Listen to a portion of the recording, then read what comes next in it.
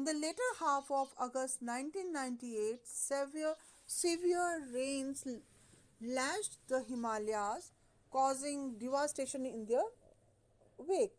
On August 14, 69 people died in a landslide in block, Okimat block near Guptkashi. A week later, the entire village of Malpa, lying along the Kali River on the way from Darchula to Lipu Leh, was swept away. यहाँ पर ये floods की बात कर रहे हैं, जो जैसे माउंटेनियस रीजन में क्या होता है कि जब जैसे क्लाउड बस्टिंग हो जाती है, जैसे बादल फटना बोलते हैं हिंदी में, तो उससे क्या होता है कि बहुत सारा अमाउंट में जो पानी बहुत ज़्यादा क्वांटिटी में एक ही प्लेस पर जैसे गिरता है, और वो क्या होता है कि वो अपने साथ ढेरों मलबा और पानी लेकर के बहुत तेज़ी से चलता है, और साथ में रास्ते में आने वाले जो स्लोप में ढलान में आने वाले सारी चीज़ों को बहाते हुए ले जाता है.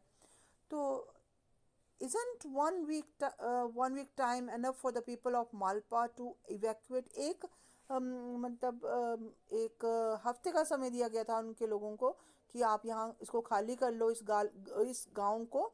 But probably there was no proper communication given by the authorities to villagers. गांव वालों को कोई ऐसी इंफॉर्मेशन नहीं दी गई थी कि वो ऐसे गांव खाली करें, और ऐसी संभावना है कि ऐसे फ्लड्स वगैरह आ सकते हैं या भूस्खलन हो सकता है.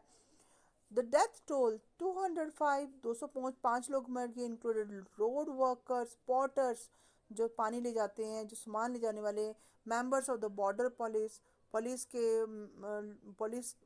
के लोग, और 5 डजन पिलग्रिम्स जो धार्मिक यात्रा पर निकलते हैं, धार्मिक यात्री. They also died from a yatra to Mount Kailash and Lake Mansarovar in Tibet. Tibet में जो कैलाश यात्रा पर वो निकले हुए थे, और ये देखिए कब की बात है, ये 19 you have recently seen Rudraprayag में डिस्ट्रिक्ट में जो भूस्खलन हुआ था, लैंडस्लाइड हुआ था. 2 dozen more people died when the Masuna village in Rudraprayag district also disappeared. ये गांव के गांव ही नष्ट हो गए थे. In addition the torrential rains demolished hundreds of homes and infrastructure, and intense winds also hampered rescue efforts. तो जो बचाव के उनके लिए जो कोशिशें की गई थी, वो उनको भी नुकसान पहुंच रहा था, और वो प्रॉपर तरह से बचाव नहीं किया जा सका, और जो हजारों घर जो थे, कई संख्या में कई सौ घर तबाह हो गए, और कई बिल्डिंग्स तबाह हो गई. तो ये सब जो था लैंडस्लाइड, दैट इज़ वेरी हैवो क्रिएटिंग हैवोक, वो बहुत ज़्यादा मतलब नुकसान कर सकता है. Isn't site selection important for carrying out construction? हम जो माउंटेनियस रीजन में कहीं भी घर बना देते हैं, स्लोप्स पे घर बना देते हैं, कहीं और कोई प्लेस पर मतलब प्रॉपर प्लेस नहीं ढूंढते जहाँ पर हम घर बनाने के लिए सोचते हैं. हम प्लेन एरिया में नहीं बना रहे होते हैं, आप माउंटेनियस रीजन में टॉप पर घर बना रहे हैं, स्लोप्स पे घर बना रहे हैं. तो क्या वो सही है? क्या प्रॉपर साइट का सिलेक्शन ज़रूरी है कि जहाँ पर आप घर बनाएं? तो by August 20 the authorities begin evacuating 50,000 residents of the Okimat village as rubble, debris and a boulder had fallen onto the Mad Maheshwar river, a tributary of the Mandakini. Mandakini नदी है वहाँ की, उसकी सहायक नदी जो थी, उसमें क्या हुआ कि ये देखिए जो जोशीमठ ओकीमठ एरिया है, यहाँ पर अगस्त 20 में बहुत सारा मलबा, ऊपर से बोल्डर्स, बड़ी बड़ी चट्टाने, रोक वो गिरे मद महेश्वर रिवर में. और उसके कारण क्या हुआ, उसको उसने ब्लॉक कर दिया, प्लगिंग इट, बंद कर दिया, causing the formation of artificial lake. एक वहाँ पर आर्टिफिशियल लेक बन गई, और उससे क्या हुआ, many houses that were located in these vulnerable sites were washed away.